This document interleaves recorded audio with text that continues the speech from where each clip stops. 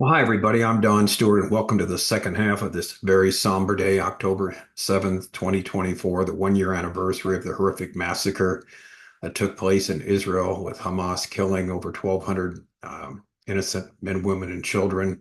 It's been a real sad day looking at the Israeli headlines and all the memorials and people visiting the graves and the places where these people were wantonly murdered for no reason whatsoever, and hearing some real heroic stories. It's been quite sobering and quite humbling, but it's one of these things that you never expect to see, but we did see, and we trust that we won't see anything like that again for Israel in the near future. All right.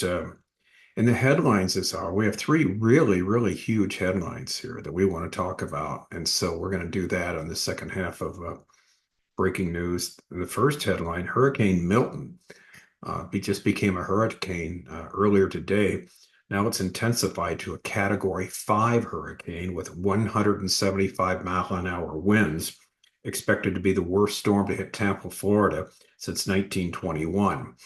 And then our next headline, just when you thought Joe Biden couldn't be any more despicable, it's now reported, we're not making this up, it's now reported that he's offering Israel compensation not to hit Iranian targets. If you can believe that, I'm sure you can. However, the good news, and here's the third story, Netanyahu will have none of this. Here's what he said today. We're fighting for victory, not for just ourselves, but for future generations. And God bless him for holding the line on that. So again, three really huge stories. So let's look at them on this very somber day. Hurricane Milton, headline one, intensifies to a Cat 5 with 175-mile-an-hour winds. Expected to be the worst storm to hit Tampa, Florida since 1921. It's just intensified so quickly today. It just became a hurricane earlier this morning. Then it was a Cat 2, Cat 3, and a Cat 5 is the largest it can be on the scale. This is according to the National Hurricane Center. The update comes as 51 counties in Florida are under a state of emergency, and they're all listed here. Current tracks of the storm show it coming in on the west side of the state, somewhere near the Tampa Bay area. This is from Breitbart, by the way, this story, where it's expected to make an exit on the east side of the state.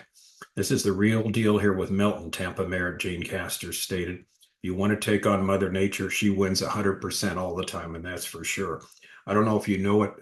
People that stay behind there are told by the officials, please use a magic marker, indelible ink, and write your name and social security number on your arm. So when we find your body, we know who to look, who to tell, because we're not going to come after you. We're not going to look for you when you cry out for help because we're telling you to leave right now. So anyway, they're telling people to leave, leave, and leave.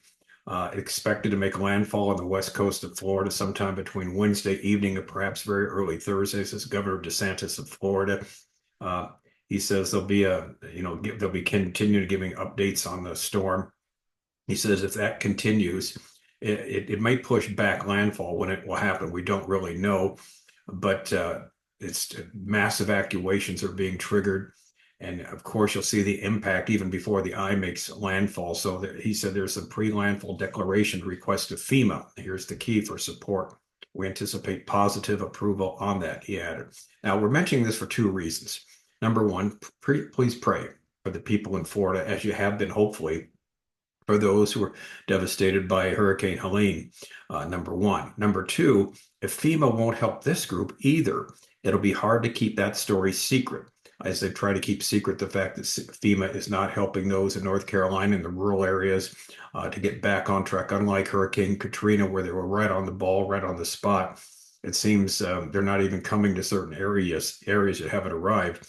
So in other words, it could have national implications on the presidential election if the people realize this is the incompetency of the Biden administration, Biden-Harris administration, where one was partying, the other was staying at the beach when the hurricane hit, the last one.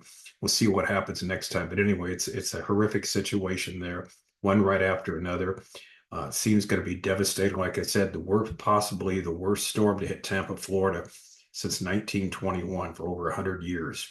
All right, headline number two, and this is sickening, but we're going to report it because we're telling you the truth here. Joe Biden offering Israel compensation to not hit Iranian targets. Israeli media reported on Sunday that the Biden administration has offered Israel a compensation package in exchange for refraining from attacks on a list of specific targets in Iran, which of course be the nuclear sites and the oil fields. The package would include a total guarantee of comprehensive diplomatic protection, as well as a weapons package, and was offered directly in return for holding off on striking certain targets in Iran, said a report from Israel's Com 11 News, cited by the Jerusalem Post. American officials said, if you don't hit targets A, B, and C, we will provide you with diplomatic protection and an arms passage. That's from Cons 11 Amachit Stein, one of the reporters. According to Stein, the Israeli government was somewhat cool. Probably that's an understatement to the proposal, although it remains in active consultation with the U.S. government and military about its response to Iran's missile attack last week. Israeli officials responded saying, we consider the United States and listen to them, but we will do anything and everything we can to protect our citizens and the security of the state of Israel. In other words, it's a big no-no, Joe, said Stein. Iran, of course, as they review the story we all know, launched 180 missiles at Israel last Tuesday, just 6 days ago. It seems like light years ago, didn't it? 6 days ago, last Tuesday night, ostensibly in response to killing Hassan Nasrallah, the leader of Iran's terrorist proxy group Hezbollah in Lebanon. The attack was more effective than Iran's completely intercepted April missile and drone attack on Israel, but it still failed to inflict significant damage or even casualties, according to the IDF. In other words, it hit a couple of the air bases and it did some damage on the buildings, but nothing that couldn't be repaired, nothing sensitive, and nothing, of any real value. Just some buildings needed to get fixed, and so Iran. So if that's what you call success.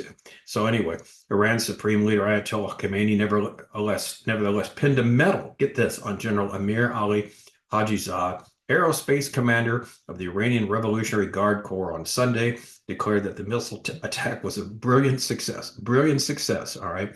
One death, one poor Palestinian guy died when a rocket hit him, and nobody else. 2 other Israelis were injured. And that's it. And the damage was just minimal. Yeah, they hit one of the air bases. So a couple of the rockets got through, but they didn't really do any terrible damage, nothing that couldn't be repaired, nothing of any vital interest. And so they give the guy a medal. Pazaskian, the president, claimed that the decisive Iranian attack was a legitimate response to Israel's ongoing crimes. He said the attack was a great source of pride for Iran and proof that Israel's vaunted missile defenses are more fragile than glass. Pazaskian and other Iranian officials said Iran will not attack Israel again unless Israel retaliates, in which case Iran will launch an unconventional response targeting Israeli infrastructure. They don't have the weapons any longer. They used everything basically they had. They don't have anything really to respond, so they're bluffing here 1,000%.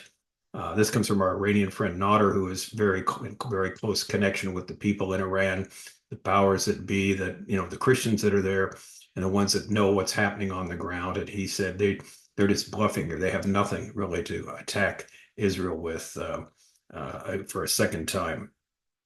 So anyway, a few days previously, Biden specifically asked Israel to refrain from attacking the oil fields. And then, like we saw, then of course not to attack the nuclear facilities there. He's publicly asked Israel not to hit the nuclear facilities or its covert nuclear program, for which he was derided by former president and 2024 candidate Donald Trump. They ask him, what do you think about Iran? Would you hit Iran? And he goes, as long as you don't hit the nuclear stuff. Well, that's the thing you want to hit, right? Trump said at a campaign rally in North Carolina on Friday. I think he's got that wrong. Isn't that what you're supposed to hit? I mean, it's the biggest risk we have, nuclear weapons. When they ask him the question, the answer should have been hit the nuclear first and worry about the rest later. Now, comments on this proposal by Joe Biden. This is a Breitbart story. And when I read the comments, I was waiting to see what they said, and they kind of said it all. So we'll just read you a couple of them. Just when you thought stolen 46s, that's what they call Biden, stolen 46s of election, and became the 46th president. Just when you thought stolen 46's administration could not be more despicable, all in capital letters, they stooped down to protect a terrorist nation state. Another person says, now Israel knows what targets to hit. Yes, which targets you don't want us to hit, Joe? Got it. And another person said, we should be paying the IDF to hit these targets with the full force of their military, including the nuclear sites. All right, so let's summarize what this is all about. We've got a lame duck president, and what he's said and done just in the last 6 days after Iran threw everything but the kitchen sink at Israel, an all-out attack. First, he says, don't strike their nuclear sites in response. And a few days later, now don't strike their oil fields. And now we find out he says, we'll pay you if you don't do either, even though your own survival's at stake. And as the first commentator said, just when we thought he could not become more despicable than he already has been, well, we're all wrong. He is despicable by saying this. Now, whatever his reason might be to protect Obama's legacy, who put together this Joint Comprehensive Plan of Action 2015 that gave Iran, unfreed their billions of dollars of assets, supposedly pushed back their nuclear program, which they've been pushing ahead anyway. They've been lying about it. But remember the one thing they didn't do, what they forgot to do? Yeah, we pushed back their nuclear program, but didn't do anything about their missile program. They've been developing their missiles for the last 9 years now, to be more precise, because you need two things, right?